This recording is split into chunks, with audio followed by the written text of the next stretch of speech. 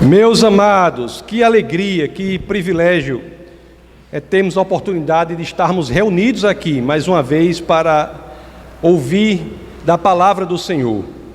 E hoje será o último encontro da série sobre os milagres de Jesus. A partir da próxima oportunidade, entraremos numa série sobre as parábolas. Hoje é o último encontro daquela série que fizemos sobre os milagres de Jesus. Falaremos sobre a cura de um cego, que está lá em João, no capítulo 9. Esse será o texto base do nosso bate-papo de hoje. Um cego. Eu fico imaginando assim, nas culturas do passado, da antiguidade, que papel na sociedade restaria para um cego? Provavelmente nenhum.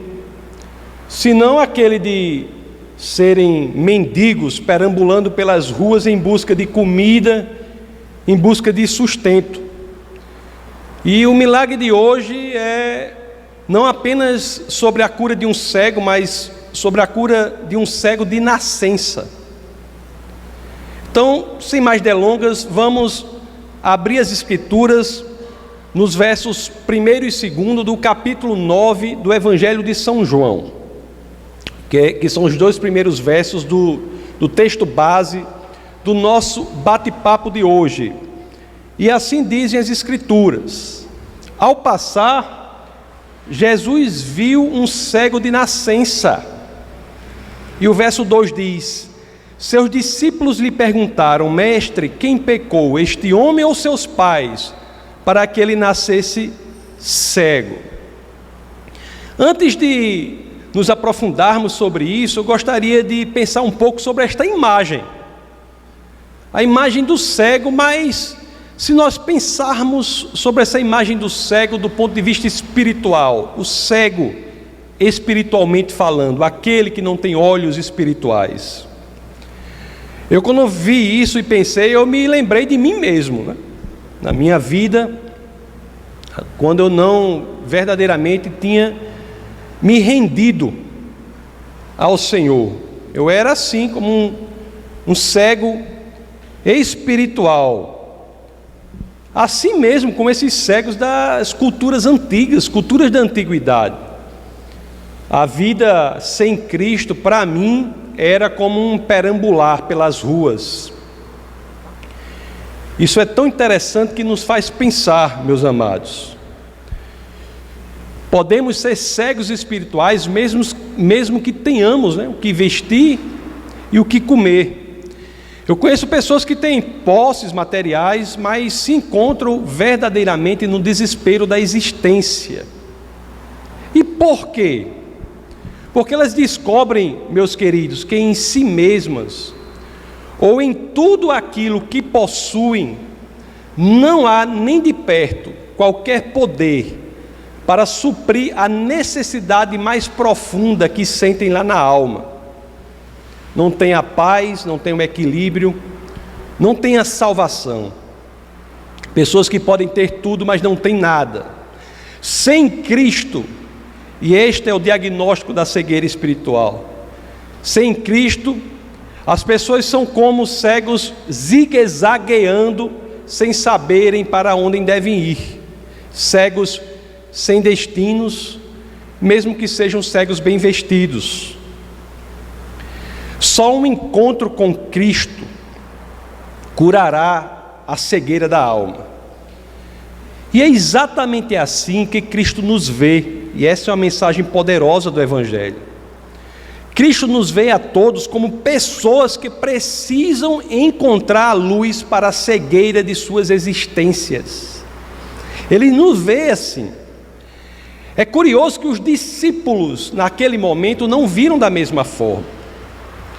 O verso 2 que lemos, do capítulo 9, ele nos diz algo importante. Vamos relê-lo. Seus discípulos lhe perguntaram: mestre, quem pecou, este homem ou seus pais, para que ele nascesse cego? Olha que ensinamento importante. Jesus, ao ver o cego, ele vê alguém que precisa de ajuda. Mas os discípulos, ao verem o cego, concluem que ele é pecador. A dúvida não era se ele era pecador, a dúvida era se o pecado era dele ou dos pais deles. Que erro grosseiro que muitos de nós, discípulos de Cristo, às vezes cometemos: julgar antes de ajudar, julgar antes de apresentar o Cristo. Como nós devemos ter cuidado com isso, meus queridos? Como? Nós não podemos perder a dimensão prática do amor, a dimensão prática do Evangelho, que é apresentar Cristo antes de qualquer julgamento.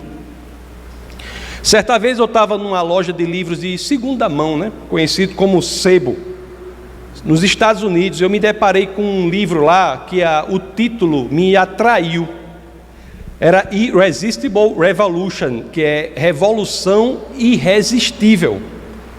É de um pastor bem pouco convencional, que é Shane Claiborne. Um pastor interessante. Ele até faz algumas coisas que eu gostaria de fazer, que minha esposa não deixa eu fazer, mas ele fabrica as próprias roupas. Ela exige que eu não use roupas que eu mesmo fabrique, mas tudo bem. Mas nesse livro, Revolução Irresistível, nós lemos coisas incríveis.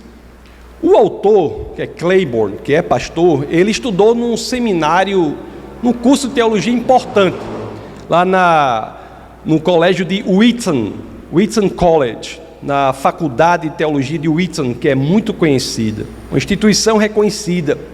Mas o mais interessante é que no livro, ele nos fala sobre a grande lição teológica que ele teve durante o seu tempo de faculdade. E o que mais chama a atenção é que essa grande lição não foi dentro dos muros do campus, mas foi nas ruas da cidade. Ele disse que andava com um colega despretensiosamente, num intervalo, num momento lá de folga, durante a cidade, muito frio na época, estava muito frio lá. Quando ele e o colega conversavam sobre qualquer outra coisa, eles passaram por um mendigo. O mendigo estava com o sapato totalmente destruído, com buracos, e o colega dele, sem fazer qualquer menção a nada, se ajoelhou e ofereceu trocar o sapato com o mendigo aceitou, disse que o colega trocou o sapato dele, o sapato bom, a bota boa, com o mendigo, pegou o sapato do mendigo, botou e continuou a conversa sem fazer qualquer menção a nada. Ele conta que o amigo dele deu para ele a maior lição de teologia que ele teve durante o seu tempo valioso em Wheaton College. Em outras palavras, meus queridos, o amigo do pastor de Claiborne, ele olhou para o mendigo, mas a primeira coisa que ele viu no mendigo não foi uma questão teológica, mas foi um homem necessitado. Em João, aqui no Evangelho de São João, nós vemos que a postura dos discípulos de Cristo não foi essa. Eles olham para o cego e não veem um homem necessitado, mas veem antes de tudo uma questão teológica. Por isso que perguntaram: mestre, quem pecou, este homem ou seus pais, para que ele nascesse cego? Eu não quero nem dizer que isso denota também uma coisa, que tem pessoas que acham que os cegos são surdos. Porque você imagine que descortesia dizer isso diante da pessoa: mestre, quem pecou, este homem ou seus pais? Que descortesia, não é? E tantos de nós temos de ter cuidado para que não façamos a mesma coisa. Jesus de Nazaré, como este é o padrão de Deus, esclarece. E é isso que está no verso 3. No verso 3, as Escrituras dizem assim: disse Jesus: nem ele nem seus pais pecaram, mas isto aconteceu para que a obra de Deus se manifestasse na vida deles. Meus queridos, há dois erros teológicos importantes, são muito comuns e precisam ser resolvidos. O primeiro erro, que é muito comum, é pensar que todos os que sofrem, todos os que estão doentes, todos os que estão em processo depressivo, todos os que passam por situações de dificuldade, estão assim em razão de algum pecado específico que cometeram. Eu vejo coisas terríveis acontecendo. As pessoas julgam os doentes. Tem igrejas, alguns lugares por aí, que as pessoas têm medo, constrangimento de pedir oração por cura. Como se pedir oração por cura fosse uma confissão pública de que ele está incorrendo em pecado gravíssimo. Este é o primeiro erro teológico. Muitos sofrem não em razão do pecado específico que cometeram ou que estão cometendo, mas em razão do mundo fragmentado, da condição fragmentada do mundo. Nós vivemos num mundo caído. Este não foi o mundo planejado por Deus. Vivemos num mundo caído, num mundo pecaminoso. É por isso que temos que deixar crescer em nós. Temos de cultivar em nós um estilo de vida cristão, que é o estilo segundo o qual, diante daqueles que sofrem, nós devemos ter o impulso de ajudar e não de julgar. Isso é muito importante, meus queridos. Você vê uma pessoa doente e logo diz assim: é doente por isso, eu já sei o que é que ele está fazendo isso. Fulano, você não sabia não? Fica achando justificativas como se a pessoa necessariamente tivesse de estar em pecado específico para estar passando por aquele problema. O cristão, eu vou dizer uma coisa para vocês, que está na Bíblia: o cristão passa por problemas. Em Cristo é verdade, ele não permanece nos problemas, mas ele passa pelos problemas. Não há de uma capa a outra das Escrituras nenhuma garantia de que o cristão não terá problemas. A garantia sim, de que passará por eles com uma paz que excede todo o entendimento. Há uma garantia de que não passará só, que o Senhor estará com ele. Há uma garantia de que, se entregar verdadeiramente sua vida ao Senhor, aquilo será temporário, não durará para sempre. É a garantia de que não estamos sós e sairemos vitoriosos, mas não é uma imunidade ao problema. O outro erro é o outro lado da moeda. É você achar que o pecado individual específico não gera sofrimento. Gera sim. Todo pecado gera sofrimento, gera doença, gera destruição. O caso do paralítico que nós estudamos lá no capítulo 5 de João é um exemplo de sofrimento que decorre de um pecado individual. Tanto é assim que no capítulo 5 do Evangelho de São João, no verso 14, as Escrituras dizem: mais tarde, Jesus o encontrou no templo e lhe disse: olhe, você está curado. Aí a parte final diz: não volte a pecar, para que algo pior não lhe aconteça. Em resumo, meus queridos, nem todo sofrimento decorre necessariamente de um pecado individual de quem está sofrendo. Mas não vá para o outro lado, para outra extremidade, que é igualmente errada. Porque isso não quer dizer que o pecado individual não traga sempre sofrimento. Traz sim. Mas independente de tudo isso, dependendo desse esclarecimento teológico, o que é o mais importante aqui? Na prática, o que é que deve ficar impregnado em nosso coração? É que se você está passando por um problema desse, está passando por algum tipo de sofrimento, você que está aqui, você que nos escuta pela internet, saiba que independentemente da causa do seu sofrimento, seja ela decorrente do pecado geral de um mundo fragmentado ou decorrente de uma prática destrutiva pecaminosa que você está cultuando ou cultivando ou alimentando, saiba que independente disso, Jesus quer lhe curar. Jesus quer lhe curar. Ele não apenas pode, Ele quer. Não é apenas o argumento da possibilidade, mas é o argumento da vontade, o argumento volitivo. Ele deseja, quer lhe curar. Se você nunca se rendeu a Cristo, como eu fiz uma vez, antes eu não tinha me rendido. Foi muito difícil eu me render, mas eu me rendi. Foi difícil, mas se comigo foi possível, será com qualquer um que ainda não se rendeu. Se você não se rendeu a Cristo, você é como um cego espiritual de nascença. Então eu tive que me entregar ao Senhor, para que pudesse ver aquilo que eu nem sabia que existia. O cego de nascença, ele não sabe o que ele está perdendo. Exatamente. Ele não tem noção do que ele está perdendo. Tem uma vaga, superficial impressão, mas a dimensão do que ele perde ao não ver, ele não sabe. Quando nós nos entregamos ao Senhor, aí é que vemos aquela luz tão bela, né? Tão confortante, que só pode mesmo ser proveniente do Deus encarnado, meus queridos, de Jesus de Nazaré. E quanto a você, que é cristão, que entregou sua vida a Jesus, a mensagem é outra.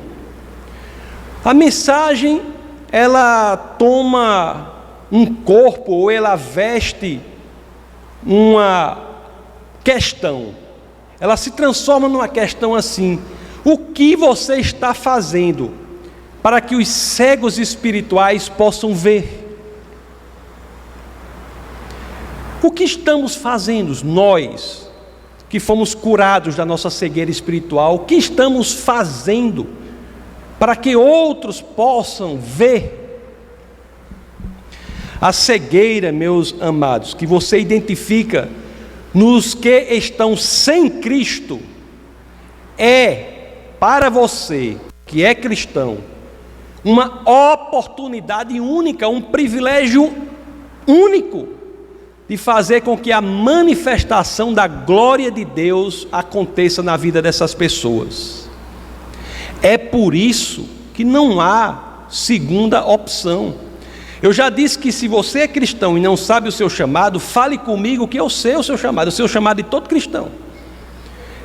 Por que eu sei? Porque eu mesmo professar as boas novas para o mundo. Outra coisa, meus queridos, não apenas fazer isso, mas aqui eu vou ter que fazer algo que eu combato na literatura, mas vou ter que dar um advérbio, vou ter que fazer um modificador, não apenas promover, mas eu tenho que dar um modificador para o verbo, tenho que qualificá-lo. Temos de promover urgentemente. Urgentemente. Há urgência no nosso servir a Cristo. A urgência não é algo que você vai planejar para daqui a 2 semanas, quando muito bom, porque eu conheço amigos cristãos meus, verdadeiros, pessoas que, de tudo que eu sei, pessoas corretíssimas, mas planejam o seu cristianismo para depois da aposentadoria. Infelizmente, meus queridos, muitos que são cristãos perdem a noção da urgência do servir a Cristo. Perdem isso simplesmente de perspectiva, de campo de visão. Acham que o servir a Cristo é uma opção que vai ser feita quando for conveniente. Muitos colocam lá para frente, postergam, colocam em sua agenda muitas folhas depois do dia de hoje. Meus amados, e o triste é que uma quantidade significativa destes que postergam servir a Cristo talvez nunca o façam como deveriam ter feito. Seja porque colocam outras prioridades no lugar, seja porque morrem antes disso. Que desperdício da vida de um cristão passar por aqui sem ter feito o que deveria ter feito. O livro de Tiago, ele nos dá uma lembrança que é dura, porém é verdadeira. Ele nos diz que a vida, ele nos lembra que a vida é um vapor, uma neblina, uma fumacinha. Olha que passagem forte e verdadeira nós temos no livro de Tiago, no capítulo 4, no verso 14. Quando as Escrituras dizem: vocês nem sabem o que lhes acontecerá amanhã, que é a sua vida. Vocês são como a neblina que aparece por um pouco de tempo e depois se dissipa. Hoje mesmo, meu querido, foi o funeral de um grande colega meu de faculdade. Um homem inteligentíssimo, fez uma trajetória, uma carreira intelectual invejável, talvez o maior pensador católico do nosso estado, Ivanaldo de Oliveira Santos. Deve ter publicado perto dos seus 20 livros. Ele era professor na Universidade Estadual do Rio Grande do Norte, no campus de Pau dos Ferros. Ele promoveu vários programas de pós-graduação lá, trabalhava na área de estudos da linguagem, na área de conservadorismo, na área de catolicismo. E ontem, às 20 horas, num acidente, morreu. Isso é uma realidade, meus amados. É uma realidade que faz com que pensemos como estamos, enquanto cristãos, levando a nossa vida. Lá em Marcos, no capítulo 16, no verso 15, passagem conhecidíssima, está o chamado para todos nós. Vão pelo mundo todo e preguem o evangelho a todas as pessoas. Isso é só para o pastor? Não, é para todos os que seguem Jesus de Nazaré, para todos os que seguem Cristo. Você quer ver uma coisa que eu tenho a impressão que é quase que um raio-x da alma? Se você soubesse, é uma hipótese, se você soubesse que iria morrer amanhã à meia-noite, como você passaria a sua segunda-feira? Se você soubesse que iria morrer amanhã, à meia-noite, como seria o seu dia? O que você priorizaria? Falar de Jesus para a sua família, para os vizinhos, para o mundo? O que você sinceramente, você buscando em seu coração, não precisa dizer para ninguém, o que você buscando em seu coração priorizaria no dia de amanhã, no último dia da sua vida, se você soubesse que morreria amanhã à meia-noite? Tenho que dizer uma coisa para você, meus queridos: seja lá o que você colocar em primeiro lugar em suas prioridades, este é o seu Deus. Meus queridos, desculpe ser duro às vezes, mas que o evangelho às vezes é duro. E eu tenho que fazer esse papel aqui, às vezes desconfortável, de dizer as verdades que servem para vocês, mas também servem para mim. Existem perguntas que devem estar martelando em nossa cabeça, no recheio de nosso crânio a cada momento. Se somos cristãos, as perguntas devem ser residentes do nosso coração. Se não agora, quando? Se não você, quem? O momento é agora, meus amados. Enquanto ainda há vida, enquanto ainda é dia.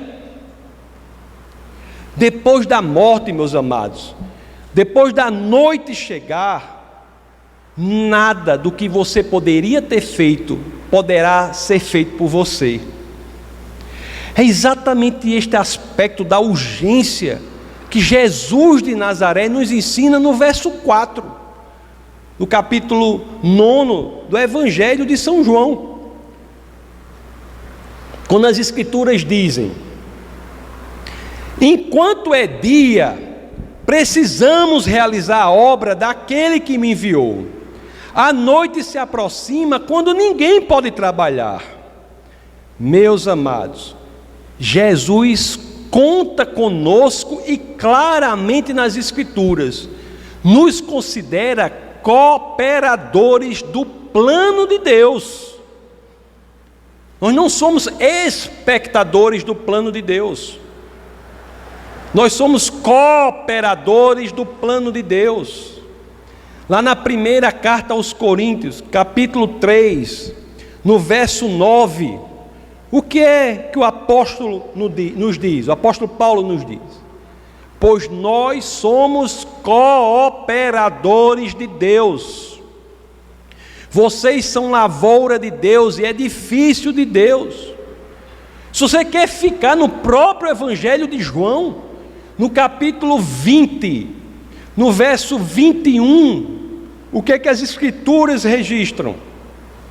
Novamente Jesus disse: Pai seja com vocês, assim como o Pai me enviou, eu os envio. Isso é seríssimo, meus queridos. Que no seu modo de trabalhar, na forma honesta como você deve trabalhar, que a sua integridade sejam reflexos de Cristo, que a criação dos seus filhos, o seu casamento, ensinem sobre Cristo, que as pessoas olhem e vejam Cristo, que a sua dedicação à igreja, a sua igreja, que nela, no que você faz, com o seu talento, com o seu tempo, com os seus recursos, as pessoas vejam Cristo. Nós não estamos na vida de brincadeira. Meus amados, tem uma coisa que é um objetivo para todos nós. Eu busco muito isso. Não é fácil. Não é fácil. Eu acho muito difícil. Eu até poderia... acho que eu vou fazer isso. Quando eu morrer, vou levantar essa questão lá. Porque eu estou preocupado que no céu não vai ter mais apologética, né? Mas vou criar alguma coisa para fazer questão, para ter que questionar. Mas uma coisa, vou dizer, por que é tão difícil? É difícil. Mas uma coisa que nós buscamos, eu busco, eu tenho certeza que todos aqui devem buscar, é que naquele momento, na iminência da nossa morte, se a gente sentir que vamos deixar este planeta, nós sejamos capazes de dizer como o apóstolo Paulo disse. Lá, na segunda carta a Timóteo, no capítulo 4, no verso 7 a 8. Esse é o nosso objetivo, é o nosso alvo. Quando chegar ao final, a gente possa buscar dentro da gente e dizer com convicção: combati o bom combate, terminei a corrida, guardei a fé, agora me está reservada a coroa da justiça, que o Senhor, justo juiz, me dará naquele dia, e não somente a mim, mas também a todos os que amam a sua vinda. Nós precisamos, não há opção, precisamos gritar para a cegueira do mundo: Cristo é a luz de que o mundo precisa. Isso tem que ser o nosso estilo. O capítulo 9 de João, que é o texto base de hoje, no verso subsequente ao que lemos, que é o verso 5, as Escrituras dizem assim, Jesus falando: enquanto estou no mundo, sou a luz do mundo. Cristo não é menos do que o Deus vivo na terra, que é luz para aqueles que não veem. Não há outra saída. Os versos 6 e 7, meus queridos, registram a cura. Eles são interessantes. As Escrituras dizem assim: tendo dito isso, cuspiu no chão, eu vou abrir um parênteses, graças ao Senhor, graças a Deus, Jesus curou de formas diversas, para não criar um padrão, uma religiosidade. Imagine a ceboseira que ia ser, se o padrão fosse esse o tempo todo, a cuspideira nas igrejas. Ainda bem que o Senhor curou de muitas outras formas, para não criar esse rito religioso da escarradeira gospel. Ainda bem. Mas nesse caso, o Evangelho de Marcos registra duas situações em que ele usa a saliva para a cura miraculosa. Mas aqui é a única situação em que ele faz a lama a partir da sua própria saliva. Tendo dito isso, cuspiu no chão, misturou terra com saliva e aplicou-a aos olhos do homem. Fique imaginando a situação. Então lhe disse, o verso 7, vá lavar-se no tanque de Siloé, que significa enviado. O homem foi, lavou-se e voltou vendo. Vamos ver uma coisa sobre o verso 7, depois a gente volta para o 6. Siloé, como dizem as escrituras, quer dizer enviado. Esse tanque, interessante, que assim como o tanque de Betesda, muitos consideraram que isso era uma ficção, mas a arqueologia identificou tanto o tanque de Betesda, que na realidade são dois colados um ao outro, como este daí. Ele foi construído lá pelo rei Ezequias.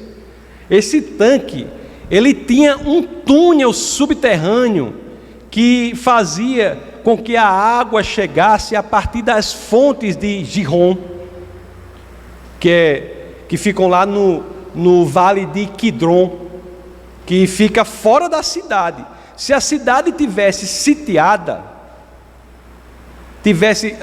Jerusalém foi sitiada inúmeras vezes, as pessoas de Jerusalém, ao ir a este tanque, poderiam sobreviver, porque a água era proveniente de uma fonte externa.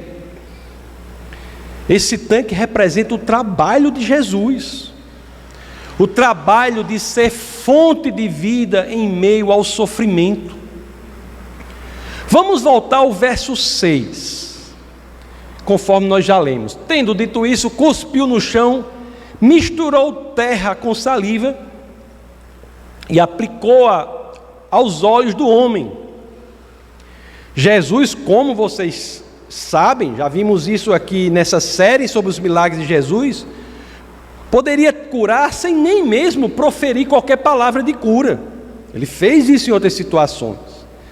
Mas aqui, Jesus ele resolveu fazer um trabalho com as mãos, misturar a saliva com a terra.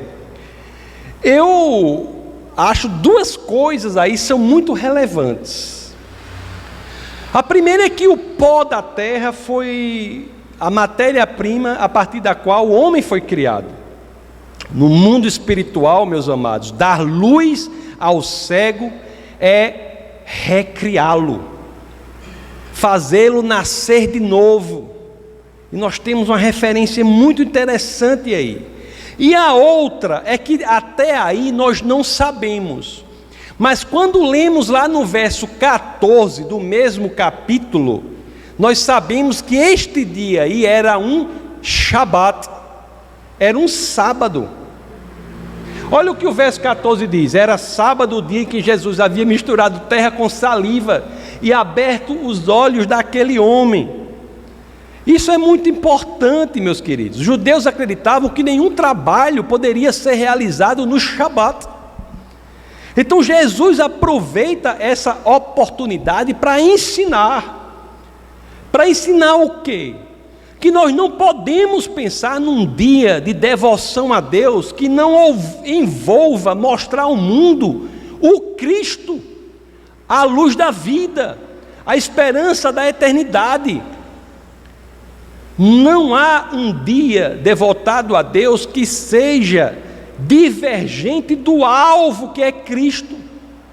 Não podemos deixar que uma cultura, um hábito, esmague o sentido real da devoção ao Senhor, que é mostrar ao mundo o Cristo verdadeiro. E Jesus aproveita no sábado, no Shabat, para fazer o trabalho. Mas Jesus era alto nível, não era não? Alto nível. Muitos, e isso é comum até hoje em dia, eles quando veem esse método não muito ortodoxo de cura, de misturar saliva com terra para criar lama, dizem assim, né? Esse é um método ofensivo. Eu já vi pessoa criticar assim, que isso é um método ofensivo, inadequado. Isso é um método subversivo. Eu quando escuto isso, minha tendência é concordar. Eu não posso dizer o contrário. Realmente é ofensivo. Hoje seria inadequado até hoje, né? Um chegar no médico, o médico, com licença, e cuspir no chão e misturar com areia, é verdade. Mas o que nós temos que ver, sabe o quê? Que essas qualificações que normalmente são dadas a este método, são qualificações que muitos hoje em dia dão para o próprio Evangelho. Muitos acusam o Evangelho dessas mesmas coisas. Assim como a saliva misturada ao pó da terra é tudo isso, o Evangelho também o é. O Evangelho é ofensivo ao orgulho humano. É ofensivo, sim, ao orgulho humano. O Evangelho é inadequado aos que não querem uma transformação genuína de vida, uma transformação de dentro para fora. O Evangelho é subversivo da lógica do mundo. Por quê? Por que ele é tão subversivo? Porque ele prega que conquistar a coisa mais valiosa que alguém pode ter, que é a eternidade ao lado de Deus, a coisa mais cara que pode existir, tanto que foi comprada por nada menos que o sangue de Cristo, isso vai ser entregue a mim e a você, se assim quisermos, sem que a gente tenha de fazer nada. Não porque é de graça, é caríssimo, mas é porque o preço já foi pago. E é tão subversivo que diz mais: o preço foi pago, e se você quiser pagar mais alguma coisa sobre isso, para a sua salvação, saiba que essa é uma das ofensas mais grotescas que você pode fazer a Jesus, porque você está dizendo que o preço que ele pagou não foi suficiente. É o Evangelho da salvação. Eis o Cristo, que é luz e esperança.